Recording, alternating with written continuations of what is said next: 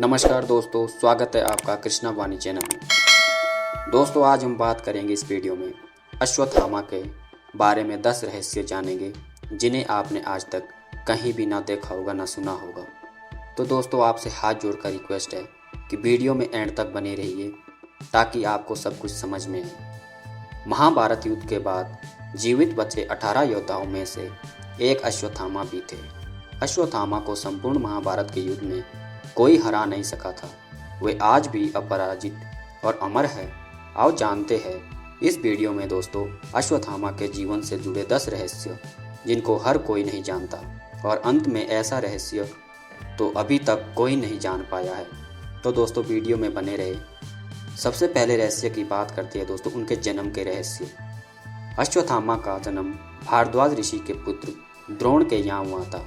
उनकी माता ऋषि शरद्वानी की पुत्री कृपि थी। द्रोणाचार्य का गोत्र अंगिरा था। तपस्यारत द्रोण ने पितरों की आज्ञा से संतान प्राप्ति हेतु कृपि से विवाह किया। कृपि भी बड़ी ही धर्मज्ञ, सुशील और तपस्विनी थी। दोनों ही संपन्न परिवार से थे। जन्म लेते ही अश्वत्थामा ने अश्व के समान घोर शब्दनाद किया जो सभी दिशाओं और व्योम में गूंज उठा। तब आकाशवाणी हुई कि इस विशिष्ट बालक का नाम अश्वत्थामा रखा जाए। दूसरा रहस्य जानते हैं दोस्तों, बदल गया द्रोण का जीवन। अश्वत्थामा के जन्म के बाद द्रोण की आर्थिक स्थिति गिरती गई। घर में कुछ भी खाने को नहीं बचा। विपन्नता आ गई। इस विपन्नता को दूर करने के लिए द्रोण परशुराम जी से विद्या प्राप्त करने के लिए उनके आश्रम गए। द्रोण आश्रम से लौटते ही घर में गाय तक न थी। द्रोण आश्रम से जब घर को लौटे तो उन्होंने देखा कि उनके घर में एक गाय भी नहीं है। अन्य ऋषि कुमारों को दूध पीता देख अश्वत्थामा दूध हेतु रोता था।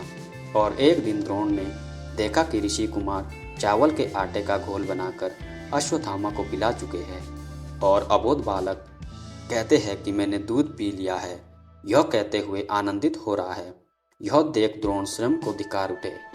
इससे यह सिद्ध होता है कि अश्वत्थामा ने अपना बचपन जैसे तैसे खा पी कर बिताया। उनके लिए घर में पीने को दूध तक नहीं था, लेकिन जब वे अपने मित्रों के बीच रहते थे तो झूठ ही कह देते थे कि मैंने भी दूध पिया है। तो दोस्तों बात करते हैं तीसरे रहस्य की, पिता का अपमान। पिता ने जब बालक अश्वत्थामा की यह अवस्था देखी तो उन्होंने खुद को इसका दोषी माना और वे उनके लिए गाय की व्यवस्था हेतु स्थान स्थान पर घूमने गए। धर्मयुक्त दान के लिए भटके, लेकिन उन्हें कोई भी गाय दान में नहीं मिली। अंत में उन्होंने सोचा कि क्यों न अपने बचपन के मित्र राजा द्रुपद के पास चला जाऊं। वे अपने पुत्र अश्वत्थामा के साथ राजा द्रुपद के दरबार में जा पहुंचे। राजा द्रुपद की राजसभा में पिता की अवमानना बालक अश्वत्थामा ने देखी थी, और देखी होगी उनकी विवशता और क्रूर विडंबना कि शस्त्र शास्त्र के ज्ञाता भी सतासीन मदमद व्यक्ति द्वारा अपमानित होते हैं। अश्वत्थामा के बाल मन पर उस समय क्या गुजरी हो जब उनके पिता को वहां से धक्के मारकर निकाल दिया गया। तो दोस्तों बात करते हैं चौथे रहस्य की, अश्वत्थामा बने शिक्षक और राजा। अश्वत्थामा को लेकर द्रोण पांचाल राज्य से कुरु राज्य में हस्तिनापुर आ गए और वहां से कुरु कुमारों को धनुष बाण की शिक्षा देने लगे। वहां पर वे कृप शास्त्र की शिक्षा देते थे। अश्वत्थामा भी पिता के इस कार्य में मदद करने लगे। वे भी कुरुओं को बाण विद्या सिखाते थे। बाद में द्रोण कौरवों के आचार्य बन गए। उन्होंने दुर्योधन सहित अर्जुन आदि को शिक्षा दी। आचार्य के प्रति उदारता दिखाते हुए पांडवों ने गुरु दक्षिणा में उनको द्रुपद का राज्य छीनकर दे दिया। बाद में द्रोण ने आधा राज्य द्रुपद को लौटा दिया और आधे राज्य को उन्होंने अश्वत्थामा को दे दिया था। उत्तर पांचाल का आधा राज्य लेकर अश्वत्थामा वहाँ के राजा बन गए और उन्होंने अपने राज्य की राजधानी अहिच्छत्र को बनाया। अब द्रोण भारत भर के सबसे श्रेष्ठ आचार्य थे। कुरु राज्य में उन्हें भीष्म, धृतराष्ट्र, विदुर आदि से पूर्ण सम्मान प्राप्त था। अतः अभाव के दिन विदा हो गए। तो दोस्तों अब बात करते हैं पांचवें रहस्य की, संपूर्ण विद्याओं में पारंगत अश्वत्थामा। अश्वत्थामा जीवन के संघर्ष की आग में तपकर सोना बन गया था। महान पिता द्रोणाचार्य से उन्होंने धनुर्विद्या का ज्ञान प्राप्त किया था। द्रोण ने अश्वत्थामा को धनुर्विद्या के सारे रहस्य बता दिए थे। सारे दिव्यास्त्र, आग्नेय, वरुणास्त्र, पर्यन्यास्त्र, व्याव्यास्त्र, ब्रह्मास्त्र, नारायणास्त्र, ब्रह्मशीर आदि सभी उनसे सिद्ध कर लिए थे। वह भी द्रोण, भीष्म, परशुराम की कोटि का धनुर्धर बन गया था। कृप, अर्जुन व कर्ण भी उससे अधिक श्रेष्ठ नहीं थे। नारायण अस्त्र एक ऐसा अस्त्र था जिसका ज्ञान द्रोण के अलावा महाभारत के अन्य किसी योद्धा को भी नहीं था। यह बहुत ही भयंकर अस्त्र था। अश्वत्थामा के ब्रह्म तेज, वीरता, धैर्य, तितिक्षा, शस्त्र ज्ञान, नीति ज्ञान, बुद्धिमत्ता के विषय में किसी को संदेह नहीं था। दोनों पक्ष के महारथी उसकी शक्ति से परिचित थे। महाभारत काल के सभी प्रमुख व्यक्ति अश्वत्थामा के बल, बुद्धि व शील के प्रशंसक थे। भीष्म जी रथियों व अतिरथियों की गणना करते हुए राजा दुर्योधन से अश्वत्थामा के बारे में उनकी प्रशंसा करते थे, किंतु वे अश्वत्थामा के दुर्गुण भी बताते हैं। उनके जैसा निर्भीक योद्धा कौरव पक्ष में और कोई नहीं था। तो दोस्तों, बात करते हैं छठे रहस्य की, अश्वत्थामा का भय। जब राक्षसों की सेना ने घटोत्कच के नेतृत्व में भयानक आक्रमण किया तो सभी कौरव वीर भाग खड़े। तब अकेले ही अश्वत्थामा वहां अड़े रहे। उन्होंने घटोत्कच के पुत्र अंजन पर्वा को मार डाला। साथ ही उन्होंने पांडवों को एक अक्षेणी सेना को भी मार डाला और घटोत्कच को घायल कर दिया। अश्वत्थामा कौरव सेना के प्रधान महारथी थे। कुरुराज ने अपने पक्ष की 11 अक्षेणी सेना को 11 महारथियों के सेनापतित्व में संगठित किया था। ये थे द्रोण, कृप, शल्य, जयद्रथ, सुदक्षिण, कृतवर्मा, अश्वत्थामा, कर्ण, भूरिश्वा, शकुनी और ब्रहालीक। अतः अश्वत्थामा 11 सेनापतियों में से एक प्रमुख स्थान रखता है।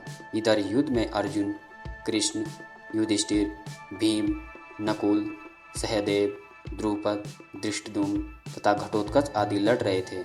उनके रहते हुए भी उनके देखते ही देखते अश्वत्थामा ने द्रुपद, सुत, सुरथ और शत्रंजय, कुंतीभोज के 90 पुत्रों तथा बालानिक, शतानिक, जयाश्व, श्रुताहय, हेममाली, त्रिशद्र तथा चंद्रसेन जैसे वीरों को रण में मार डाला और युधिष्ठिर की सेना को भगा दिया था। अश्वत्थामा द्वारा किए जा रहे इस विध्वंस को देखते हुए पांडव पक्ष में भय और आतंक व्याप्त हो गया था।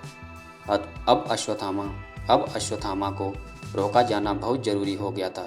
सभी इस पर विचार करने लगे थे, अन्यथा अगले दिन हार निश्चित थी। तो दोस्तों, बात करते हैं 7वें रहस्य की, अश्वत्थामा गज मारा गया।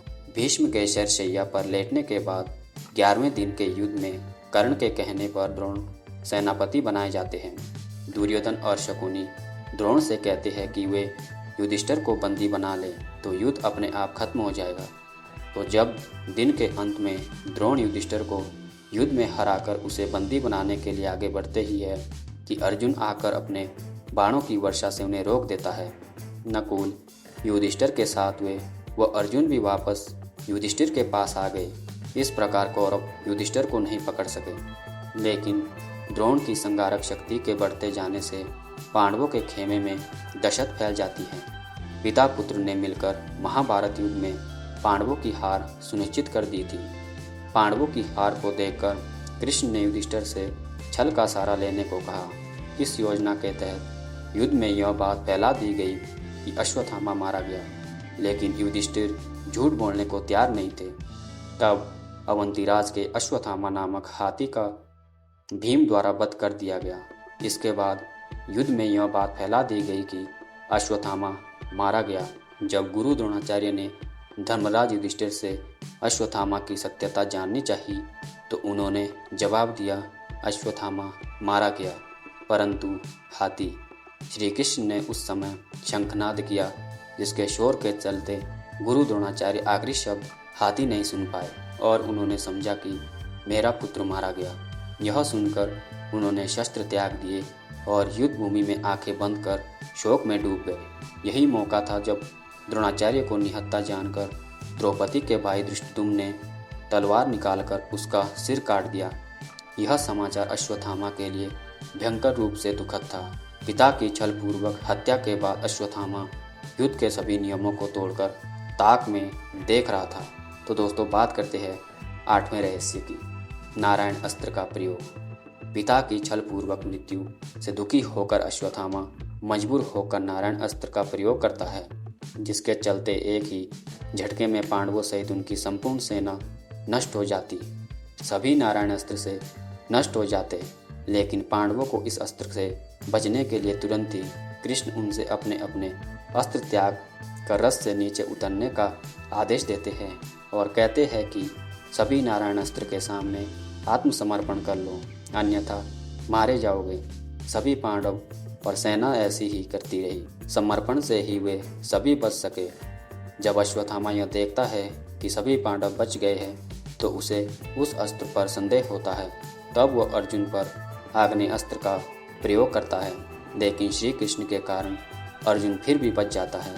तब अश्वत्थामा को बड़ा क्रोध आता है। वह अपना धनुष फेंक देता है और अपनी विद्या पर संदेह करने लगता है। अब बात करते हैं दोस्तों 9वें रहस्य की। अंत में ब्रह्मास्त्र का प्रयोग। 18वें दिन कौरवों के 3 योद्धा शेष बचते हैं, अश्वत्थामा, कृपाचार्य और कृतवर्मा। इसी दिन अश्वत्थामा द्वारा पांडवों के वध की प्रतिज्ञा ली गई, लेकिन समझ में नहीं आता कि कैसे पांडवों को मारा जाए। एक उल्लू द्वारा रात्रि को कौवे पर आक्रमण करने पर एक उल्लू उन सभी को मार देता है। यह घटना देखकर अश्वत्थामा के मन में भी यही विचार आता है और वह घोर काल रात्रि में कृपाचार्य तथा कृतवर्मा की सहायता से पांडवों के शिविर में पहुंचकर सोते हुए पांडवों के 5 पुत्रों को पांडव समझकर उनका सिर काट देता है। इस घटना से धृष्टद्युम्न जाग जाता है तो अश्वत्थामा उसका भी वध कर देता है। अश्वत्थामा के इस कुकर्म की सभी निंदा करते हैं। अपने पुत्रों की हत्या से दुखी द्रौपदी विलाप करने लगती है। इसके विलाप को सुनकर अर्जुन उस नीच कर्म हत्यारे ब्रह्मपुत्र अश्वत्थामा के सिर को काट डालने की प्रतिज्ञा लेते हैं। अर्जुन की प्रतिज्ञा सुन अश्वत्थामा भाग निकलता है। तब श्री कृष्ण को सारथी बनाकर अपना गांडीव धनुष लेकर अर्जुन उसका पीछा करता है। अश्वत्थामा को कहीं भी सुरक्षा नहीं मिली तो भय के कारण वो अर्जुन पर ब्रह्मास्त्र का प्रयोग कर देता है। मजबूरी में अर्जुन को भी ब्रह्मास्त्र चलाना पड़ता है।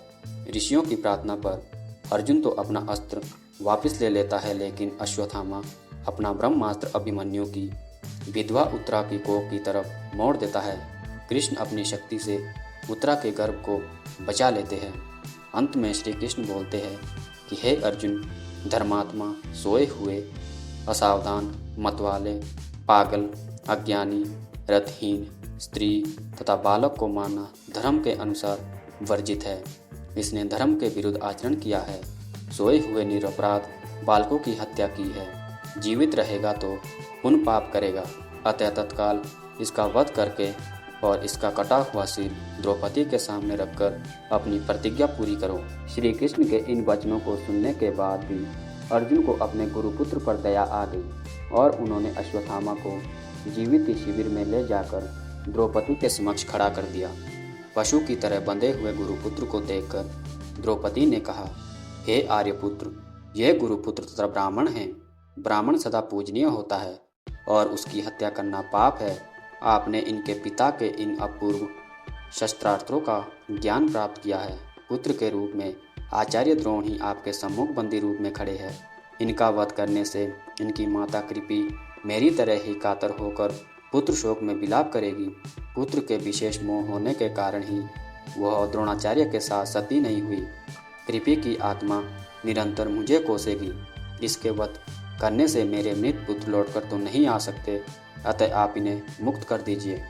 द्रौपदी के इन धर्मयुक्त वचनों को सुनकर सभी ने उनकी प्रशंसा की। इस पर श्री कृष्ण ने कहा, हे अर्जुन, शास्त्रों के अनुसार पतित ब्राह्मण का वध भी पाप है और आतताई को दंड न देना भी पाप है, अतः तुम वही करो जो उचित है।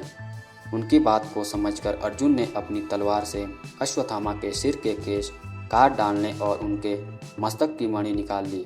मणि निकल जाने से वह श्रीहीन हो गया। बाद में श्री कृष्ण ने अश्वत्थामा को 6000 साल तक भटकने का शाप दिया। अंत में अर्जुन ने उसे उसी अपमानित अवस्था में शिविर से बाहर निकाल दिया। तो दोस्तों, बात करते हैं अब अंतिम रहस्य 10वें रहस्य की। कहाँ चले गए थे अश्वत्थामा? युधिष्ठिर ने भगवान श्री कृष्ण के सामने प्रश्न रखा था कि अकेले अश्वत्थामा में इतना भयानक कांड कैसे कर दिया। कृष्ण कहते हैं कि यह कर्म अश्वत्थामा ने शिवजी से प्राप्त शक्ति से किया। कृप, हार्दिक्य तथा अश्वत्थामा तीनों ने महाविनाश कर यह संवाद युधिष्ठिर से कहा। फिर राजा धृतराष्ट्र को बताया और कहा कि हम 3 हैं और पांडव 5 है और कोई नहीं बचा। फिर वे तीनों दिशाओं में चले गए। कृप हस्तिनापुर गए, कृतवर्मा द्वारिका तथा द्रोणी अश्वत्थामा व्यास के साथ वन चले गए। आज भी भारत के जंगलों में अश्वत्थामा को देखे जाने की घटनाएं दर्ज की जाती हैं। कभी उसे मध्य प्रदेश के जंगलों में देखा गया तो कभी उड़ीसा की और कभी उत्तराखंड के जंगलों में। अश्वत्थामा आज भी जीवित है और वह कल्प के अंत तक जीवित रहेंगे। शिव महापुराण रुद्र संहिता 37 के अनुसार अश्वत्थामा आज भी जीवित है और वे गंगा के किनारे निवास करते हैं, किंतु उनका निवास कहाँ है यह नहीं बताया गया है। तो दोस्तों, आशा करता हूँ आपको वीडियो अच्छी लगी हो, तो प्लीज़ वीडियो को लाइक करें, शेयर करें, कमेंट करें और हमारे चैनल को सब्सक्राइब करें ताकि ऐसी वीडियो सबसे पहले आप तक पहुँचे। वीडियो को देखने के लिए धन्यवाद। जय श्री कृष्ण।